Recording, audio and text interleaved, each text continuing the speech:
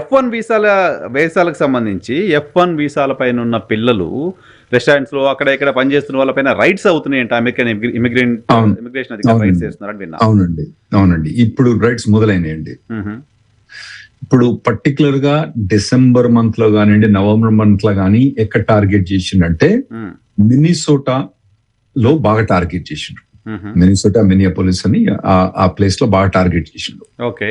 ఇప్పుడు కొత్త American immigration lawyers association అని దాదాపు ఒక 15,000 మంది ఇమిగ్రేషన్ లాయర్స్ పెయిడ్ మెంబర్స్, వీళ్ళంతా పే చేసి మెంబర్షిప్ తీసుకోవాలి. నేను ఒకరిని 15,000 మంది నేను ఒకరిని. మాకు ఈ నోటిఫికేషన్ జారీ చేసింది ఏంటంటే కొత్తగా అటువంటి మినిసోటా లాంటి ఇప్పుడు కొత్తగా డల్లస్ కు హ్యూస్టన్ కు పంపిస్తామంటుంది. హ్యూస్టన్ లో పెద్ద ఇండియన్ పాపులేషన్ లేకుండా డల్లస్ లో మాత్రం ఎక్కువ ఇండియన్ పాపులేషన్ ఉంది. అప్పుడే ఆల్రెడీ ఐస్ కొన్ని రేట్స్ అయినాయి ఇండియన్ రెస్టారెంట్స్ మీద అయినాయి. ఇంకా ముందు కూడా అయితే వాళ్ళు టార్గెట్ చేస్తారు. వాళ్ళకి తెలుస్తుంది ఇండియన్ రెస్టారెంట్స్ ఎక్కడ ఉన్నాయి, ఎక్కడెక్కడ ఎవరు పనిచేస్తారని తెలుస్తుంది. టార్గెట్ చేస్తారు, చేసే అవకాశం ఉంది. నెక్స్ట్ 2-3 వీక్స్ లో మనకి తెలుస్తుంది అన్నట్టు ఎక్కడైతుందని. ఇది మంచి సోర్స్ ఇన్ఫర్మేషన్ తోటి వచ్చింది మాకు. అంటే అమెరికన్ ఇమిగ్రేషన్ లాయర్స్ ఉట్టిగానే నోటిఫికేషన్ ఇష్యూ చేయదు, మాకు మా అసోసియేషన్ ఇష్యూ చేసింది నోటిఫికేషన్. మీకు దేనికోసం? For what? మీ association American immigration association lawyer member కదా నేను, మిగతా అందరు ఇమిగ్రేషన్ లాయర్స్ కూడా అందరు కూడా దాదాపు 99% మెంబర్స్ కాబట్టి మాకు నోటిఫికేషన్, మాకు నాలెడ్జ్ ఉండాలి కదా, ఏది వస్తుంది ఏది పోతుంది అనేది తెలియదు కదా. ఓహో, ఓకే ఓకే. సో పర్పస్ ఏంటి అనేది చెప్తారా సార్? అంటే ఆ రైట్స్ ఎందుకు చేయబోతున్నాం అనేది ఏమన్నా చెప్తారా మీకు? పర్పస్ వాళ్ళు పర్పస్ అంటే వాళ్ళు ఇమిగ్రేషన్ మీద మ్యారేజ్ చేసిండ్రు అనుకోండి, మ్యారేజ్ వీసా ఫైల్ చేసిండ్రు అనుకోండి, వాళ్ళు 3 గంటలకు వచ్చి తలుపు నాక్ చేస్తారు.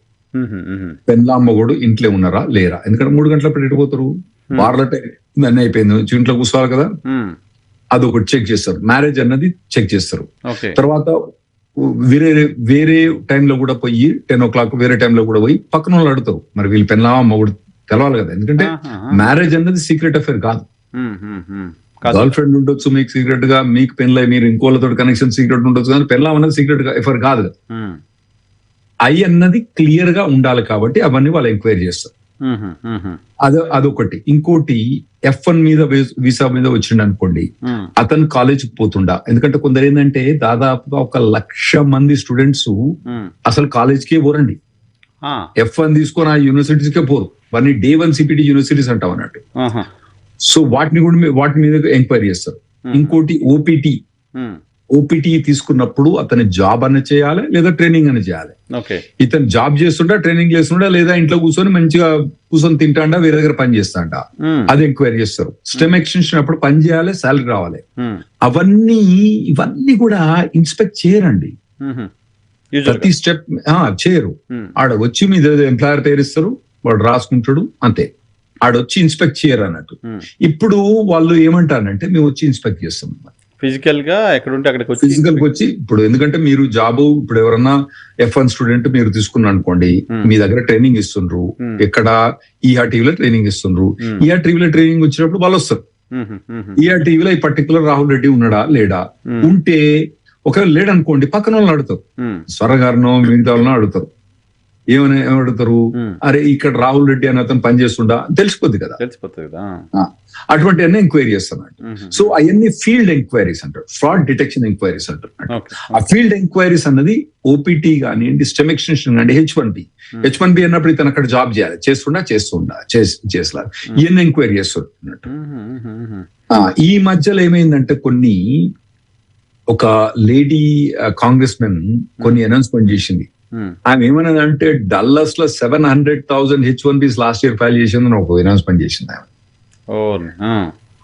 అది తప్పు ఇన్ఫర్మేషన్. ఎక్కడి నుంచి వచ్చిందో ఆమెకి information. First of all 700,000 H1C issue కాలే లాస్ట్ ఇయర్. అలా డల్లస్ నుంచి 700,000 ఆమెకి ఎక్కడి నుంచి వచ్చినాయి? 700,000 డల్లస్ ఇండియన్స్ H1Bs లేరు అక్కడ. ఈమె ఎట్లా ఇన్ఫర్మేషన్ చేసింది, కానీ ఆ ఇన్ఫర్మేషన్ చేసి అది ఒక పెద్ద ప్రచారం చేసి మరి దాని వల్లనో మరి దేని వల్లనో మొత్తానికైతే డల్లస్ హ్యూస్టన్ టార్గెట్ చేసిన ప్రయత్నం చేస్తున్నారు వాళ్ళు. సో ఇప్పుడు H1 మీద ఎంక్వైరీ చేస్తారు. వచ్చి ఇతను ఇప్పుడు ERTVలో అయితే H1 మీద ఉండనుకోండి, 4 H1 మీద ఉండనుకోండి, మీ కంపెనీ వచ్చి 4 H1 మీద ఎక్కడ పని చేస్తున్నారు, వాళ్ళకి జీతాలు ఎంత వస్తున్నాయి, వాళ్ళ సాలరీస్ ఉన్నాయా, వాళ్ళ పే స్టెప్స్ చూపెడతారా, మీకు సాలరీస్ వాళ్ళ బ్యాంక్ డిపాజిట్ లో పడుతున్నాయా, వాళ్ళు మళ్ళీ మీకు ఏమైనా వెనక డబ్బులు ఇస్తానరా, మీ సాలరీ పే చేస్తా, అవన్నీ ఎంక్వైరీ చేస్తాను అన్నట్టు. ఆ ఫీల్డ్ ఎంక్వైరీ అన్నది ఇప్పుడు ఇంక్రీజ్ చేస్తాను. అయితే లాస్ట్ టైం బడ్జెట్ పార్ట్స్ అయినప్పుడు వీళ్ళకు దాదాపుగా అన్లిమిటెడ్ బడ్జెట్ వచ్చిందండి. ఒక $40 బిలియన్ బడ్జెట్ వచ్చింది వీళ్ళకి ఇమిగ్రేషన్ ఇమిగ్రేషన్ ఎన్ఫోర్స్మెంట్ కు. సో ఇప్పుడు అవన్నీ వాళ్ళు వాడతారు.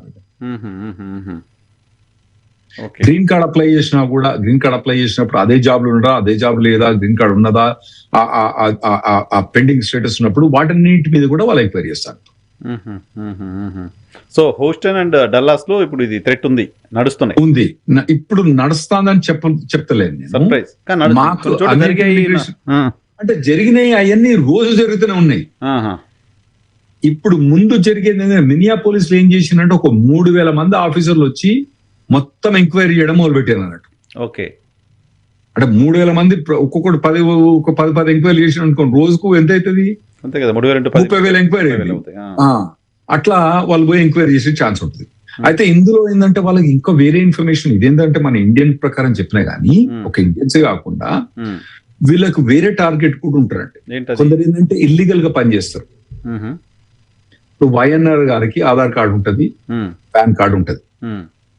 వైఎన్ఆర్ గారు ఈహా టీవీ నుంచి పే చెక్ ఏదో వస్తా ఉంటది రెగ్యులర్. ఇప్పుడు ఏం చేస్తారంటే నా పిక్చర్ ఏం చేస్తారంటే తీసి వైఎన్ఆర్ గారు అని పెడతారు. పెట్టి ఆధార్ కార్డు పాన్ కార్డు తయారు చేస్తారు. నేను పోయి ఎక్కడనో ఎంప్లాయ్ ఎక్కడనో బ్యాంక్ లో పని చేసుకుంటాం, లేదా అంటే సెక్యూరిటీ గార్డ్ పని చేసుకుంటున్నాం, లేదా అంటే డీమార్ట్ లో పని చేసుకుంటున్నాం. అప్పుడు ఏమైంది, నాకు చెక్ ఎవరి పేరు మీద వస్తుంది? వైఎన్ఆర్ గారి పేరు మీద వస్తుంది. ఇన్కమ్ ట్యాక్స్ ఎవరు కడతారు? వైఎన్ఆర్. అక్కడ ప్రతి దానికి కొద్దిగా ఇన్కమ్ ట్యాక్స్ కట్ అయింది. ఇక్కడ నాకు ఎగ్జాక్ట్ తెలియదు కానీ ఆ ఇన్కమ్ ట్యాక్స్ అన్ని కూడా వైఎన్ఆర్. వాళ్ళకి ఏమొస్తుంది ఇన్ఫర్మేషన్ అంటే 300 వైఎన్ఆర్లు ఎట్లున్నారండి, అదే డేట్ ఆఫ్ బర్త్, అదే 300 వైఎన్ఆర్ పనిచేస్తారు. ట్యాక్స్ కూడా కట్ అవుతారు. 300 మంది ట్యాక్స్ కడుతున్నారు మనకి. 300 వైఎన్ఆర్లే కాదండి, ఈ 300 స్వర్ణగాళ్ళు కూడా ఉన్నారు. సో ఇప్పుడు మీరు ఇంకోటి అడగొచ్చు, ఇప్పుడు వాళ్ళు డిమార్ట్ లో పనిచేస్తారు, లేదా ఇక్కడ సెక్యూరిటీ, వాళ్ళకి అక్కడ క్యాష్ ఇచ్చేది ఉండదు కదా, చెక్ ఇస్తారు కదా. వాళ్ళ చెక్ ఏం చేస్తారంటే ఎట్లా వీళ్ళకు ఆధార్ కార్డు పాన్ కార్డు ఉంటది కాబట్టి దాన్ని తీసుకుపోయి చెక్ క్యాష్ చేసుకునే క్యాషింగ్ ప్లేసెస్ ఉంటాయి అన్నట్టు. వాడు 10 పైసలు తింటాడు, 5 పైసల నుంచి 10 పైసలు వాడు తింటాడు. అయితే ఈ పెద్ద పెద్ద కంపెనీల నుంచి పని చేసినప్పుడు చెక్ ఇచ్చినప్పుడు ఆ చెక్ వైఎన్ఆర్ పేరు మీద వచ్చినప్పుడు వాడు క్యాష్ చేసినప్పుడు ఆ చెక్ రిటర్న్ బౌన్స్ కాదు. ఎందుకంటే అది ఫేక్ చెక్ కాదు కదా, ఒరిజినల్ చెక్. ఆ చెక్ పాస్ అయిపోతుంది. సో వీళ్ళ దగ్గర ఇప్పుడు ఇన్ఫర్మేషన్ ఉంటుంది, 300 మంది వైఎన్ఆర్ ఉన్నాడు అంటే ఒక్కడు నిజం, 299 మంది వీళ్ళందరినీ పట్టుకొని ఎంక్వైరీ చేస్తారు. నువ్వు వైఎన్ఆరా కాదా, వన్ బయోమెట్రిక్స్ ఎంక్వైరీస్ తెలిసిపోతావు, వైఎన్ఆర్ కాదని తెలిసిపోతుంది కదా, తీసి లోపడేస్తారు అన్నట్టు. సో అటువంటి ఎంక్వైరీస్ కూడా ఇటువంటి బాగానే జరుగుతాయి ఇప్పుడు కొత్త ఈ ప్రొవిజన్ ప్రకారం. సో ఇప్పుడు డల్లస్ హ్యూస్టన్ టార్గెట్ అని వాళ్ళు మాకు ఇన్ఫర్మేషన్ వచ్చింది. డల్లాస్ అంటే మన తెలుగు వాళ్ళు టార్గెట్ అవుతారు చాలా మంది, ఎవరైనా ఉంటే అట్లా.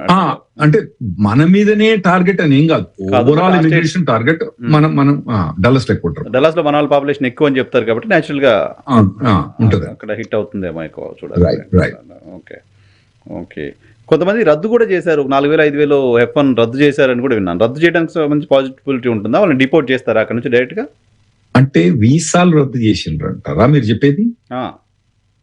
వీసాలు రద్దు చేసింది అనేది December 8th దాదాపుగా ఫస్ట్ వీసాలు F1 వీసాలు రద్దు చేసింది April 2025 రద్దు చేశారు.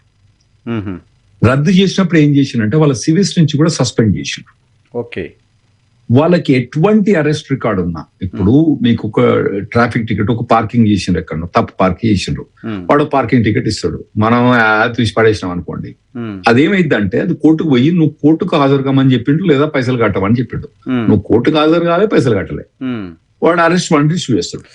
ఓకే, దాని మీద అరెస్ట్ వారెంట్ ఇష్యూ ప్రతి ఒక్కరిని కూడా, ఆ తర్వాత అరెస్ట్ వారెంట్ మీరు పోయినరు, దాని పైసలు కట్టినరు, ఏదో తప్పైందని ఒప్పుకున్నారు, పైసలు కట్టిన బయటపడరు, అయిపోయింది. బట్ అటువంటి వాళ్ళందరికి కూడా వీసా రివోకేషన్ అన్నది April 2025 అయింది. అయినప్పుడు ఏం చేసిందంటే వాళ్ళ సివిల్ సిస్టమ్, అంటే నువ్వు స్కూల్ కూడా పోవద్దు అని చెప్పి వాళ్ళు సివిల్ సిస్టమ్ సస్పెండ్ చేస్తే మా office Reddy Neumann brown, specially Steven brown అని అతను పట్టుకొస్తాను, మీకు నెక్స్ట్ మంత్ వస్తాడు. మీ స్టీవెన్ బ్రౌన్ స్టీవెన్ బ్రౌన్ మీ దగ్గరకు వస్తాడు, మీ ఆఫీస్కి వస్తాడు. స్టీవెన్ బ్రౌన్ అతను సూ చేసి అతను ఏం చేసిండంటే మీరు ఇట్లా సివిల్ టర్మినేషన్ చేయరాదంటే అతను విన్ అయ్యిండు అక్కడ. కాకపోతే వీసా రివొకేషన్ లో విన్ కాలేదు అతను శ్రీవన్ రావు. మ్మ్. ఆ వీసా రివొకేషన్ అంటే వాళ్ళు ట్రావెల్ చేయడానికి వీల్లేదు కానీ స్కూల్ పోవడానికి వీలు. ఓకే. అయితే December 8th ఏం చేసిందంటే, అంతకుముందు ఓన్లీ అది F1 వాటికే పర్మిట్ ఉండే. మ్మ్. December 8th, December 4th నుంచి December 10th మధ్యలో ఏం చేసిందంటే, మ్మ్. ఎటువంటి అరెస్ట్ రికార్డు ఉన్నా కూడా మ్మ్. అందరు వీసా క్యాన్సిల్ చేసి పడేసాను. H1, H4, L1, L2.